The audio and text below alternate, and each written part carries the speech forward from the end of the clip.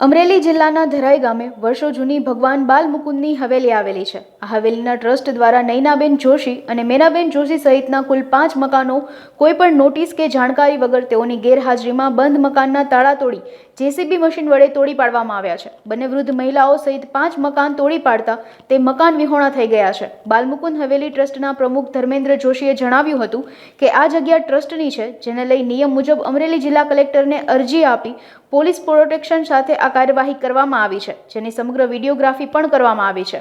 વધુમાં તેઓએ જણાવ્યું હતું કે આ મકાનો જર્જરિત હતા, જાનહાનિ ના થાય અને મંદિરના નવા નિર્માણ કરવાના હેતુથી આ જગ્યા ખુલ્લી કરવામાં આવી છે. મારું નામ નૈનાબેન કાંતિલાલ જોશી છે અને મારા બંધ મકાનને તાળા તોડી અને મારો સર સામાન લઈ ગયા છે. મને ન્યાય મળતો નથી એટલે હું પશુ પર બેઠી છું અને મને કાંઈ નહીં મારો કાંઈ ન્યાય આવે તો હું દેહ ત્યાગ કરવા તૈયાર છું. એના જવાબદાર ટ્રસ્ટી આપણે ભાઈ વિરલભાઈ ગુલાબભાઈ જોશી, પછી ધર્મેન્દ્રભાઈ ભરતભાઈ જોશી, મિતુલભાઈ જનકભાઈ જોશી અને પપ્પુભાઈ પ્રવીણભાઈ જોશી છે. એ કંઈ હું તો બહાર ગામ ગઈ હતી ભાઈ, મને કંઈ ખબર નહોતી. બંધ મકાનને તાળા તોડીને મારો સામાન લઈ ગયા છે અને મને તમે જો મકાનના આજે 7 મહિનાથી હું આમ ભટકું છું.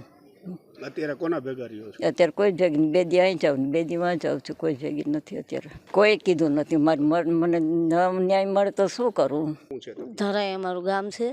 મેનાબેન જોશી મારું નામ છે અને ઉપર સુરે બેઠા અમારું મકાન પાડી નાખ્યું છે ભાઈ, કીધા વિન્યાનું. અને એ જે અમારો ભંડાર હતો ને એમાં ભાઈ મારો વિસ્કોત્ર હતો, એમાં 80,000 રૂપિયા મેં ખાનગીમાં રાખ્યા હતા. મારા કામના કાગળ હતા, 2 પટાજુ જેવું હતું. એ અમને કાંઈ કોઈ જાણે ક્યાં નાખ્યું અમને ભાઈ કાંઈ ખબર નથી અને ક્યાંય ન્યાય મળતો નથી, કોઈ જવાબ દેતાય નથી. એ એમ બોલે છે કે અમારા ખીચામાં કાનૂન છે, અમારા ખીચામાં નેતા છે, દિલ્હી સુધી જાઓ. એ ટ્રસ્ટી જ બોલે છે બધું. પણ એ લોકો એવું કહે છે કે આ ટ્રસ્ટની જગ્યા છે ને નહીં તો આજ સુધી ક્યાં ગઈ હતી જગ્યા? આજ સુધી કેમ ટ્રસ્ટીમાં ન કીધું? અત્યારે જ કેમ બોલે છે કે અમારે ટ્રસ્ટીમાં છે? અત્યારે આ દુકાન અમે ટ્રસ્ટીમાં છે કેમ ન કાઢી? એ બેઠા છે કે ઓફિસ એ ટ્રસ્ટીમાં છે એ કેમ ન પડી? એ કયો અમે મને આવ્યા 55 વર્ષ થયા છે ભાઈ. અમારે 2 મહિના આવવાનું જ હોય ભંડારમાં. મકાનમાં હું રહી 20 વર્ષ. અમારા 4 મકાન હતા, પછી આ ભંડાર હતો, આના પાડી નાખ્યા. આ એટલે જ છે ને આ બધું ભાઈ.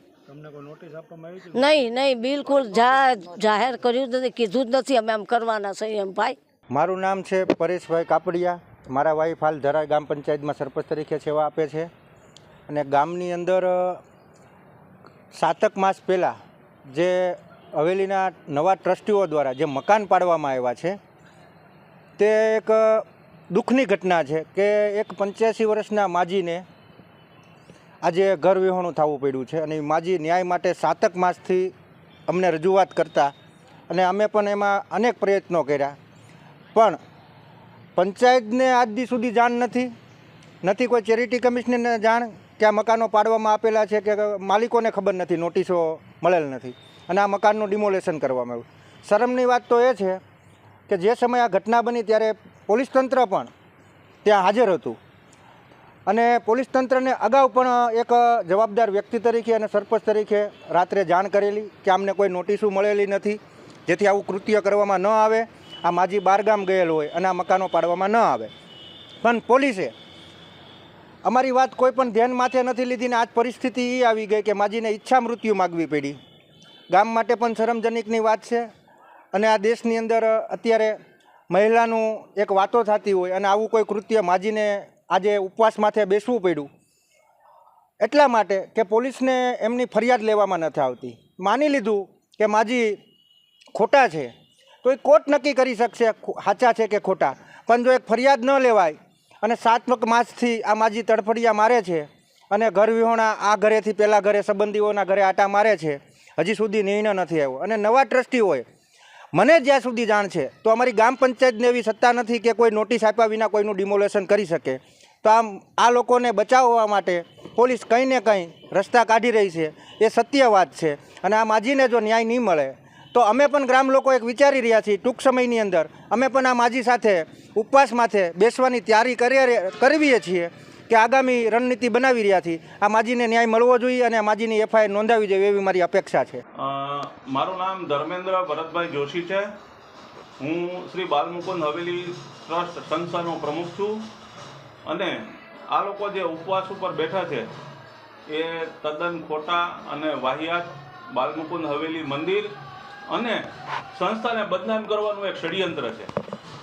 કારણ કે સંસ્થાએ આ બાબતે અગાઉ ઠરાવો કરેલા છે, જાહેર નોટિસ પ્રસિદ્ધ કરેલી છે અને સંસ્થાએ નિયમ મુજબ કલેક્ટર સાહેબશ્રીને અરજી કરી પોલીસ પ્રોટેક્શન સાથે તમામ જે મિલકતો જર્જરિત પડી જાય તો જાનહાનિ થાય અને સંસ્થાના ટ્રસ્ટીઓ ઉપર એમનો દોષ આવે એના માટે અને નવા મંદિરના નિર્માણ માટે સલામત રીતે હિમલો ઉતારી ખુલ્લી જગ્યાઓ કરવામાં આવેલ છે.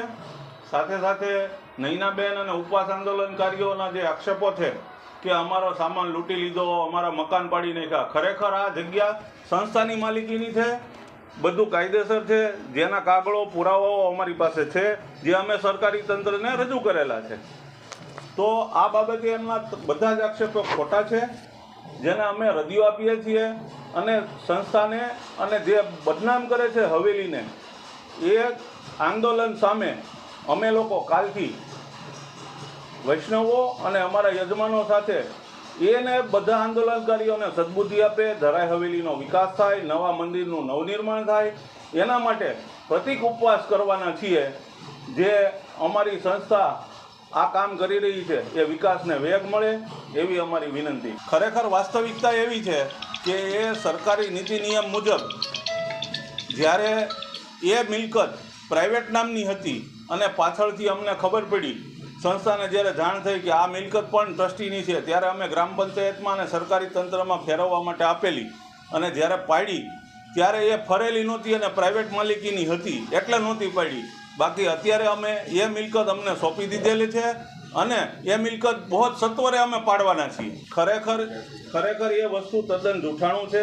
કારણ કે જો અમે એને મકાન ન આપવાના હોય, અમે કુટુંબિક રીતે એમને બધી જ વ્યવસ્થાઓ કરેલી છે. જ્યારે એ સેવાના વારામાં આવે છે ત્યારે અમે એમને એક રૂમ, રસોડું, સંડાસ, બાથરૂમ, લાઇટ, પાણી એ બધી જ વ્યવસ્થાઓ સાથેનું એક મકાન પોલીસ તંત્રની હાજરીમાં સોંપેલ છે. ત્યારે એમણે હા પાડેલી હતી, પણ પાછળથી અમુક ષડયંત્રકારીઓએ એમના મગજને વિકૃતિ ફેલાવી, એમના મગજને ઇમોશનલી બ્લેકમેલ કરી અને આ આંદોલન કરવા માટે એને પ્રેરી, ઉશ્કેરી અને આ કાર્ય કરેલ છે, જે ખરેખર વ્યાજબી નથી. ઘટનાની હકીકત એ પ્રકારની છે કે બાબરા બાલમુકુંદજીની હવેલી ખાતે જે હાલમાં ટ્રસ્ટ છે, ટ્રસ્ટની મિલકત હતી. મિલકત લગભગ 100 વર્ષ કરતાં જૂની હતી અને જર્જરિત સ્થિતિમાં હતી. આ અન્વયે એન્જિનિયરના જરૂરી સર્ટિફિકેટ મેળવી અને મિલકત કંડમ હોય, કોઈ પણ પડી જવાની સંભાવના હોય, કોઈ જાનમાં નુકસાન ના થાય એ માટે જરૂરી ડોક્યુમેન્ટ મેળવી અને અરજી કરવામાં આવી હતી. અને આ દરમિયાન ટ્રસ્ટની મિલકત હોય ને ટ્રસ્ટ ઠરાવ કરીને પાડવા માગતું હોય ને કોઈ કાયદા વ્યવસ્થા ના બગડે એ માટે જે તે સમયે જિલ્લા પોલીસ દ્વારા જરૂરી ડોક્યુમેન્ટ મેળવી અને પોલીસ પ્રોટેક્શન આપવામાં આવેલ હતું અને સમગ્ર ઘટના ઘટી હતી. હવે આ દરમિયાન હાલના જે વડીલ માજી છે એમનો આક્ષેપ એ પ્રકારનો છે કે એમનો સામાનની લૂંટ કરવામાં આવી હતી અને લૂંટની પોલીસ ફરિયાદ નોંધતી નથી. એની માટે એ પ્રત્યેક ઉપવાસ પર બેઠા એ પ્રકારનું આવેદનપત્ર આપીને આજમાં ઘટના જણાઈ આવે છે. પરંતુ હકીકત એ પ્રકારની છે કે આ સમગ્ર બનાવ છે એ વિડીયોગ્રાફી સાથે કરવામાં આવ્યો હતો અને માજીની ત્યાં ઉપસ્થિતિ હાજર હતી અને એ દરમિયાન તે ટ્રસ્ટીઓ દ્વારા તેમને મૌખિક બાજુમાં એક મકાન લઈ આપવાની અને ત્યાં એમને પૂજાના સમયમાં વર્ષમાં 2 વાર કે 3 વાર જ્યારે વારો આવે ત્યારે રહેવા માટે આવતા હોય ત્યારે રહી શકે અથવા કાયમી પણ રહી શકે એ માટે વ્યવસ્થા કરવાની એમને વાત કરેલી હતી. આ અન્વયે ટ્રસ્ટ દ્વારા ઠરાવ કરી અને એમને બાજુમાં એક મકાન કાયમી ધોરણે રહેવા માટે ફાળવી શકાય એ પ્રકારનો ઠરાવ પણ કર્યો છે અને લેખિતમાં પણ જાણ કરવામાં આવેલી છે, જે રેકોર્ડ અમને પણ કોપી મળેલી છે આ બાબતની. અન્ય આ જ બાબતમાં અન્ય સંબંધિત મેટર એ પ્રકારની છે કે એક એવો પણ આક્ષેપ હતો કે ભાઈ ટ્રસ્ટીઓ છે એમને ખોટી રીતે સમાવેશ કરવામાં આવ્યો છે. જે ટ્રસ્ટ જૂના ટ્રસ્ટીઓ છે એટલા જ બરાબર છે, નવા ટ્રસ્ટીઓ ખોટી રીતે ઉમેરવામાં આવ્યા છે, એ ટ્રસ્ટ નિયમની વિરુદ્ધમાં છે. આ અન્વયે તમામ અરજદારો દ્વારા ચેરિટી કમિશનર શ્રી અમદાવાદને રજૂઆત કરી છે, લેખિતમાં આવેદન પણ આપેલું છે, અરજી પણ આપેલી છે અને કલેક્ટરશ્રીને પણ આવેદનપત્ર આપ્યું છે. એ સમગ્ર વિષય છે ચેરિટી કમિશનરશ્રીને લગતો છે અને ટ્રસ્ટ અધિનિયમ હેઠળ જે પણ જોગવાઈઓ હોય એને આધારે સંબંધિત વિભાગ છે કાર્યવાહી કરે છે. એમને પોલીસ કાર્યવાહી સાથે કોઈ નિસ્બત નથી કે પોલીસને આ કાર્યવાહી લગત કોઈ રોલ પણ નથી અને પોલીસને કોઈ કામગીરી કરવાની થતી પણ નથી. પોલીસનો રોલ માત્ર એ પ્રકારનો છે જે આક્ષેપ કર્યો છે કે લૂંટનો બનાવ બન્યો છે અને સામાન લૂંટી લીધવામાં આવ્યો છે અને પોલીસની ફરિયાદ નહોતી. માત્ર એટલા પૂરતો પોલીસનો રોલ આવે છે અને એમાં તપાસ દરમિયાન જણાયું છે કે સમગ્ર બનાવ જે સામાન ફેરવામાં આવ્યો હતો, સામાનને મૂકવામાં આવ્યો હતો, સમગ્ર બનાવની વિડીયોગ્રાફી કરવામાં આવેલી છે અને વિડીયોગ્રાફી જોવામાં આવે તો કોઈ જગ્યાએ કોઈ સામાનની લૂંટ થઈ હોય કે કોઈ સામાન કોઈ લઈ લીધો હોય એ પ્રકારનો બનાવ પોલીસ તપાસમાં હાલ સુધી ધ્યાનમાં આવેલ નથી. વિડીયોગ્રાફી પણ હાલમાં ઉપલબ્ધ છે. એટલે એ બાબત છે તથ્યન પાયાવિહીન છે.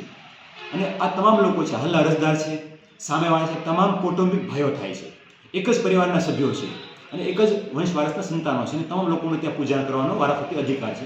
ટ્રસ્ટમાં પણ એ જ પરિવારના સભ્યો અલગ અલગ માત્રામાં છે. અમુક પરિવારના સભ્યો ઓછા છે, અમુકના વધારે છે. એ પણ જે તે સમયે તેની પરિવારની પરંપરા મુજબ કરવામાં આવેલું હતું. એ સમગ્ર બાબત પોતાના પરિવારની અંગત બાબત છે. જે ટ્રસ્ટ લગતની બાબત છે એ સમગ્ર બાબત છે એ ટ્રસ્ટ અધિનિયમ હેઠળ ચેરિટી કમિશનરશ્રીના અધિકાર અંતર્ગત આવે છે. એમાં પણ પોલીસની કામગીરી હતી. પોલીસનો માત્ર રોલ લૂંટની ફરિયાદ બાબતનો છે, જેમાં પ્રાથમિક તપાસ દરમિયાન આ પ્રકારનો કોઈ બનાવ બન્યો હોય એવું જણાવેલ નથી. અને 7 મહિનાથી જે વાત કરે છે તો 7 મહિના પહેલાં પણ એવો બનાવ બન્યો નથી અને એ રેકોર્ડિંગ છે એ પણ હાલમાં ઉપલબ્ધ છે. લૂંટનો કોઈ બનાવ બનતો ના હોય એ માટે પોલીસ દ્વારા કોઈ લૂંટની ફરિયાદ લેવામાં ચિત્તસમાં આવેલ નથી. અને સમગ્ર બનાવ છે પ્રોટેક્શનમાં વિડીયોગ્રાફી કરેલી હતી. એટલે વિડીયો દરમિયાન આવું કોઈ જણાવેલ નથી.